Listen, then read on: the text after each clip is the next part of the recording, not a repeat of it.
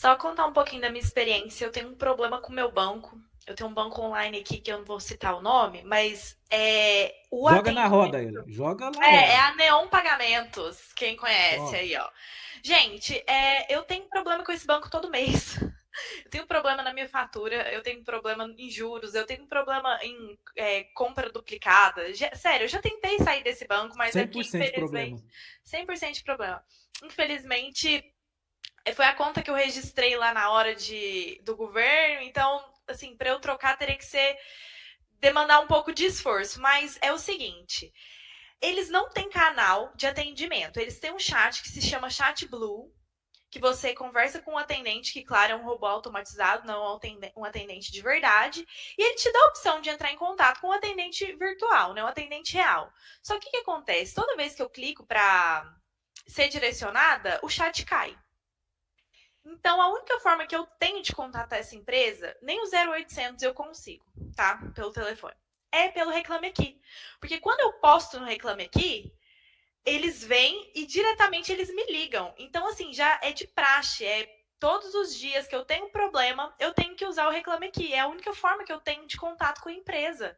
E graças a Deus funciona muito bem, porque eu mando mensagem lá e no outro dia eles me ligam. Então, assim, né, é um caso de amor e ódio. Sabe por que que funciona, Elia? Porque é o seguinte, as empresas, elas prezam pelo que vão mostrar, mesmo que superficial. Então, o que que significa? O Reclame Aqui virou um troféu. Já trabalhei também em empresa também que tinha Reclame Aqui, onde o atendimento era prioritário para o Reclame Aqui. Aí você ia em reunião e falava, gente, mas não é tão. Esse aqui é um problema básico que poderia ser resolvido no atendimento. Não, Sim, seguinte, se é Reclame Aqui, vai atender primeiro. Essa era a regra numa multinacional. Então, assim, para quê? Para no final do ano ter o quê? O que que nós vamos ver no LinkedIn agora no final do ano? Prêmio RA 1000, que é o prêmio do Reclame Aqui. Então, todo mundo quer ir lá nas mesas, sentar nas mesas e falar que tem a bandeira do Reclame Aqui no último ano, conseguiu uma nota maior que. Cleiton, é maior que 8, né? Não sei, maior que 8, eu acho. Enfim, whatever. Mas por causa disso. Então, vocês que são especialistas em usabilidade e experiência do cliente, poderiam nos ajudar um pouco a compreender por que que as empresas fazem isso. Igual a Ellen falou. Pô, se existe só o canal de atendimento, se eles só atendem pelo Reclame Aqui, pô, então só deixa o Reclame Aqui, né? Não, não deixa os outros, pronto. Helene, você está sendo boazinha, porque a maioria vai direto no Bacen, que é pior ainda. nunca usei ainda. Vou Aí, ó. estar anotando aqui. O Cleide, se eu não me engano, pelo Bacen ganha multa, não ganha? Se Ganha, não Não ganha. tem responder. dragão. Não Toda vez que alimente o sai, dragão no hein? café. Eles vão Gente, levar. já salvei aqui, ó, no site. Mas isso é um problema foda de resolver, que é o seguinte, isso aí é o que a gente chama de conflito de canal. Porque o usuário, uma vez que você entra num canal e você não foi atendido, ou de alguma maneira ele não ficou satisfeito, o que você vai buscar? Você vai buscar uma outra alternativa. E quando você entra no Reclame Aqui e essa alternativa ela é de alguma maneira resolutiva, qual que é o canal que você vai buscar? Você vai buscar o Reclame Aqui. É que ela é resolutiva. Então a gente tem problemas de canais. Né? Isso entra num outro problema corporativo, às vezes, que até são diretorias diferentes. Isso também é um outro BO que acontece aí, mas enfim, aí é muito polêmico, nós podemos falar isso depois sem estar gravando. Joga na roda, Cleide. Joga na roda. Diretor, galera, é sério, a gente tem problemas disso, né? Então, são canais, às vezes, que são geridos por pessoas ou áreas distintas, né? E qual que é o problema disso? Né? Quando a gente fala do cliente estar no centro, a grande dificuldade das empresas é essa, porque no final do dia é cada um olhando para sua própria área, não está olhando para o cliente, ele está olhando para a área dele. Aí ele quer ter ali relevância na área dele. Aí quanto mais relevância ele tiver, melhor ele se posiciona, melhor ele vai lá, bate palma, recebe prêmio, vai no palco, né, que é o que o Eder comentou ali. Mas enfim, eu vou trazer um ponto que eu acho que é legal. Antes de falar de NPS, que é falar de métrica, que aí a gente já vai para esse ponto aqui que o Eder tinha comentado. O NPS é uma das métricas que a gente pode mensurar a experiência do cliente. Né? Então, é a melhor métrica? Não é a melhor métrica. A pior? Não é a pior. Não existe melhor ou pior métrica. É bom, não é bom? A grande questão é o que você vai fazer com essa informação, o que você vai fazer com o dado. Primeiro, você está coletando um dado verídico? Essa é a principal. Ontem mesmo eu visitei uma empresa, o cara falou, não, nosso NPS aqui é 98. Eu falei, duvido, tem alguma coisa aí que tá burlada, não tem como ser 98. Ah, não tem como, Cleide, você tá louco? com o universo de cliente que ele tem, não tem. Varejo, 98%, não dá. É muita gente. Né? Então, tem muita gente que burla a forma como pega os dados, tem gente que burla a forma como apresenta os dados. Isso vai gerando o quê para a gente? Um menosprezo, né, pela métrica, né, do tipo, essa métrica não vai me ajudar em nada, né, é uma métrica de vaidade. Então, o que eu gosto de falar? Eu gosto de falar o seguinte, eu tenho que identificar cada um dos pontos de contato que o cliente interage com a minha marca e a partir desses pontos de contato eu identificar qual que é a métrica ideal para mensurar em cada um desses momentos. E aí, quais são as 3, na minha visão, olhando para a experiência do cliente, que são as fundamentais?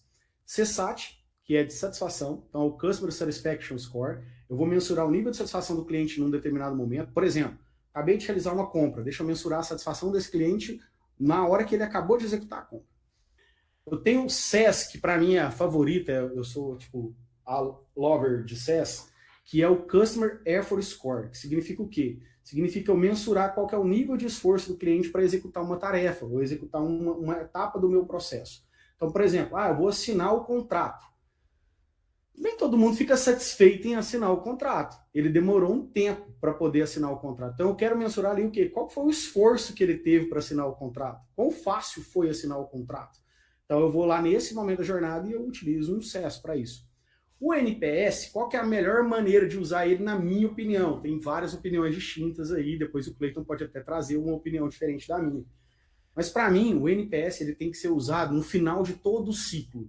Depois que esse cliente passou por todas as etapas, ele já comprou, ele já teve problema, ele já ligou, tem relacionamento comigo duradouro.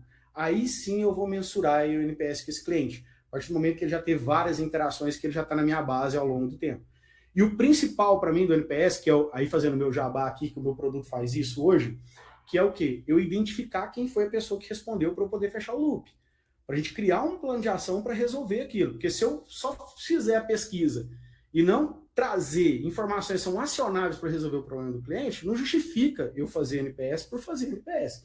O que eu falo muito dos meus clientes é assim, você está disposto a encontrar problemas? Você está disposto a entender que vai surgir um monte de coisa aqui que você vai precisar resolver? Você quer resolver os problemas do seu cliente? Quero. Então vamos lá, então, que agora, que a partir disso, deixa comigo, que eu vou te ajudar a mostrar os problemas que ninguém está te mostrando na sua empresa. Tem um case muito legal de NPS de um cliente meu que é do agro.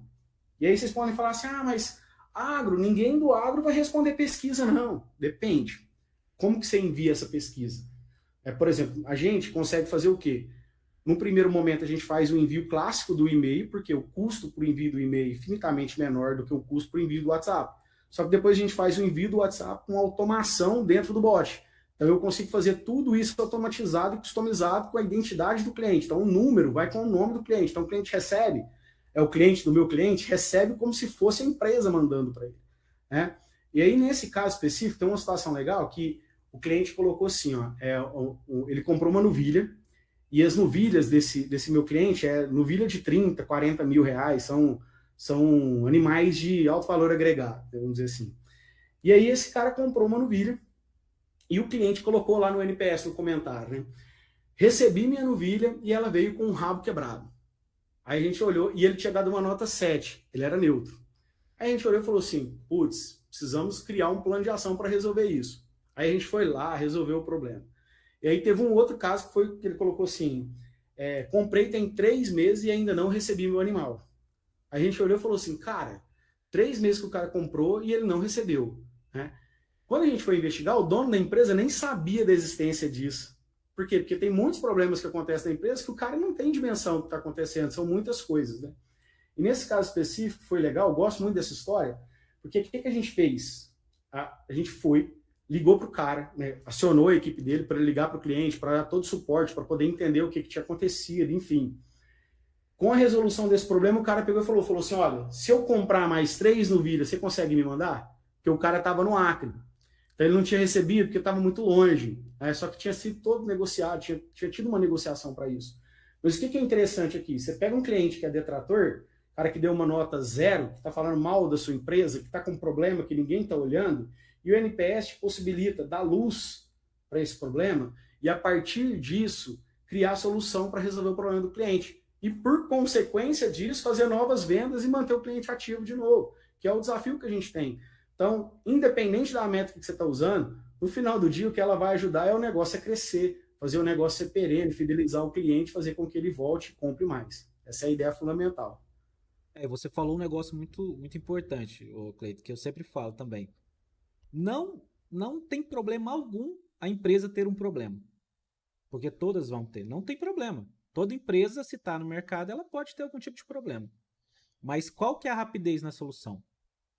Né? É muito mais importante, e as empresas devem entender isso, é a rapidez na solução. Não tem problema ficar sem internet aqui em casa. Eu utilizo 2 internet, né? Então não tem problema de 2 provedores diferentes. Mas eu não importo de não ter. Mas eu importo se eu ficar 24 horas e se eu ligar eles não resolverem.